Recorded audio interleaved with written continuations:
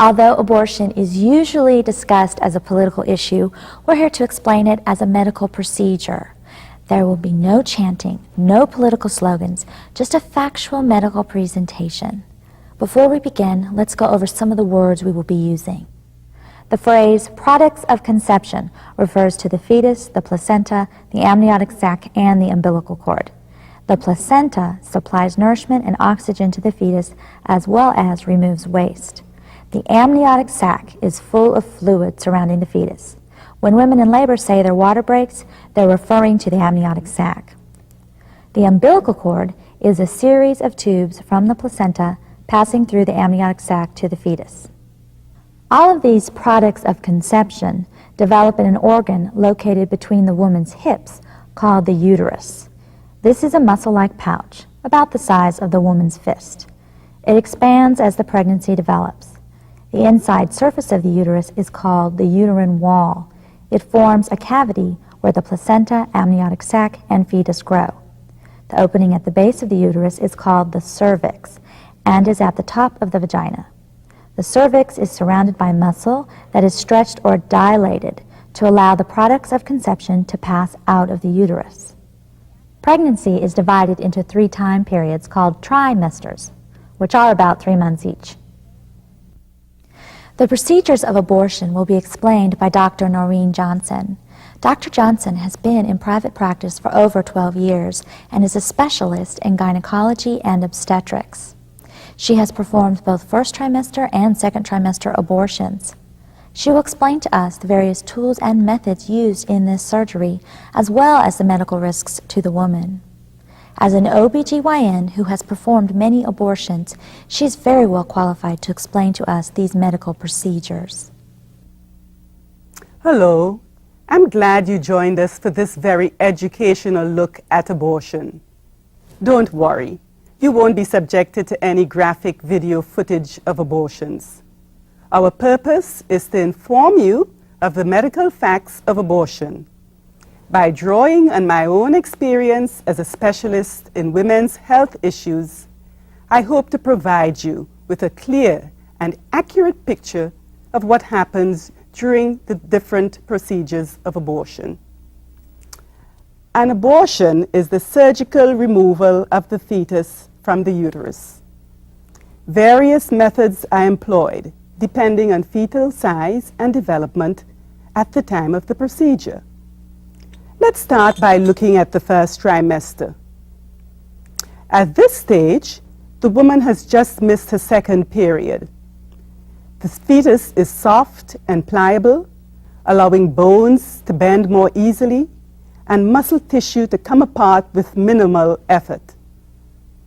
The untrained eye will detect very little that's familiar, except perhaps the heart, which you see in this sonogram, pumping blood throughout the fetus. Now that we know what the fetal tissue is like, let's examine how this tissue is removed. The procedure most often used during the first trimester is the vacuum suction method.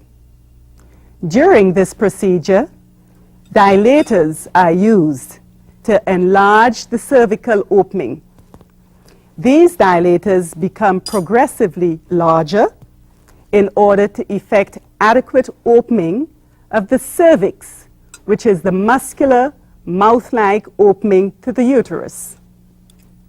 Once the cervix is dilated, a suction cannula is then applied to a collection tubing, which is then inserted into the uterus, and with suction, the curette is moved within the wall of the uterus, removing fetal tissue and placenta from within the uterine cavity. All the while the suction procedure is being carried out, both the physician and his assistant are observing the contents of the tubing as well as its collection bottle, ensuring that all of the fetal tissue is being removed. This procedure usually takes approximately 10 minutes. As with any surgical procedure, there are always risks and complications associated with it. The most common complication of the suction method is perforation of the uterus. Perforation can occur when the sharp-edged cannula penetrates the uterine wall. This can cause attachment of the bowel to the cannula, which can cause injury, necessitating possible colostomy for closure. Another complication is infection. Infection can be associated with pieces of the fetus or placenta being retained within the uterus. Excessive blood loss can also be a complication of the first trimester abortion. Excessive blood loss can be associated with retained tissue and can be severe enough to require transfusion. Infertility is another possible complication of first trimester abortion. Infertility can commonly follow infection, which can predispose to scar tissue formation within the uterine cavity and also in the fallopian tubes, preventing fertilization from occurring. Recurrent miscarriages is another possible complication of suction curettage. This is particularly seen in women who have had multiple first trimester abortions, where the cervix has become weakened and may be incompetent in carrying a baby to term. Near the end of the first trimester, about the time the woman has missed her third menstrual period, the bony parts of the fetus have become more developed. Although these bones are still flexible, they have become more firm than earlier in the pregnancy.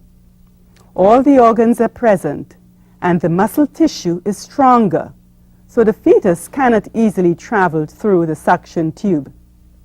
At this time, the abortion procedure changes because the fetal tissue is more difficult to remove. The physician now uses a curette. The curette is a sharp spoon-like instrument that cuts and scrapes larger pieces of fetal tissue from within the uterine cavity. This is commonly referred to as D&C, or dilatation and curettage.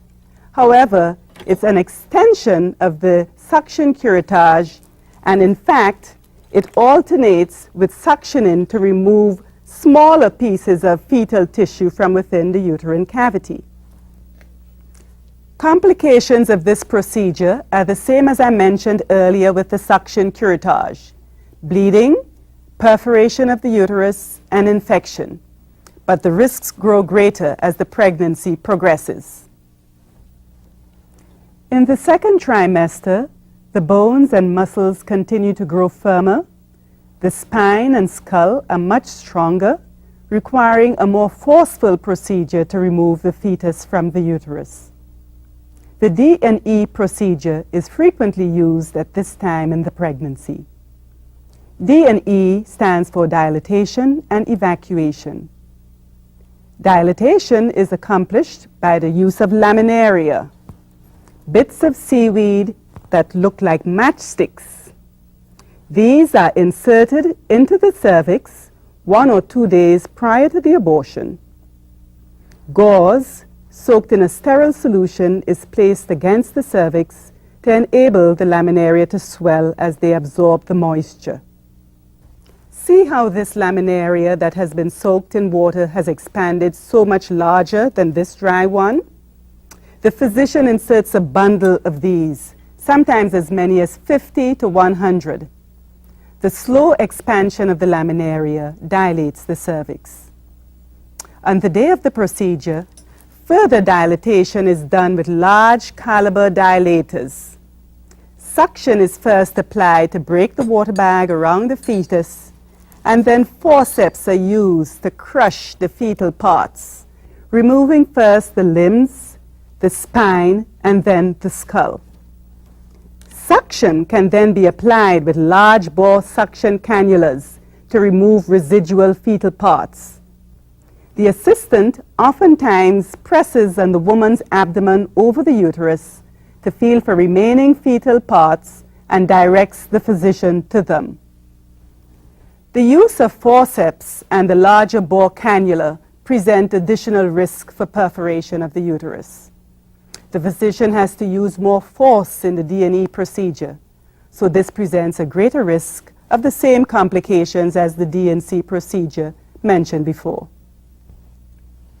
4.5 to 6 months into the pregnancy, the fetus continues to grow larger and firmer, becoming more difficult to remove. While in the uterus, the fetus swallows some of the amniotic fluid which surrounds it. The saline injection method, or salt poisoning method, has been used in both second and third trimester abortions. With a long needle, the doctor injects a salt solution into the amniotic sac. The fetus swallows the solution and then dies, usually within 2 hours, from dehydration and hemorrhaging. The salt solution chemically burns the skin of the fetus. The patient is then given Pitocin, a labor-inducing drug. Within 24 to 48 hours, she goes into labor and delivers the aborted fetus. The saline injection procedure presents the risk of salt and water intoxication to the woman. The saline method of abortion is rarely used today because of the high number of complications for the woman. A similar procedure injects prostaglandin into the amniotic sac. This chemical substance induces very strong contractions, aborting the fetus. Prostaglandin is also used less frequently because of the risk of live births. Since injection abortions are being used less frequently, an alternative technique is now being used. In the second and third trimester, the bones and muscles of the fetus are stronger and will not come apart easily. The D&X, or dilatation and extraction technique, was developed for this stage of the pregnancy. This also became more popular after President Clinton's 1993 executive order to allow fetal tissue research. The physician performing the abortion can legally remove fetal organs and sell them to research facilities. In order for an organ to be suitable for transplant, it must be recovered with a live blood flow. Similarly, accident victims whose organs are donated must be kept alive on a respirator. This provides live blood to the organ until it can be removed for transplant. The dilatation and extraction, or D&X method of abortion, recovers the fetal organs while they are still receiving a live blood flow. Once again, the procedure begins with dilatation of the cervix over a period of 2 days. When the patient returns on the third day, the doctor uses ultrasound to locate the limbs of the fetus. Using forceps and fingers, he partially delivers the fetus by pulling all but the head down through the cervix and out the vagina. With the fetus on its stomach, the doctor makes incision on its back and removes the liver, pancreas, lungs, heart, and kidneys. The fetus continues to receive a live blood flow through the umbilical cord. At this point, the doctor suctions out the brain, which decompresses the skull and allows the head to pass easily through the cervix. As with the other surgical procedures we've discussed, the risks to the woman include excessive bleeding and infection. There are also many psychological side effects the woman experiences, which we have not addressed today. I hope this presentation has been helpful in giving you the medical facts about abortion.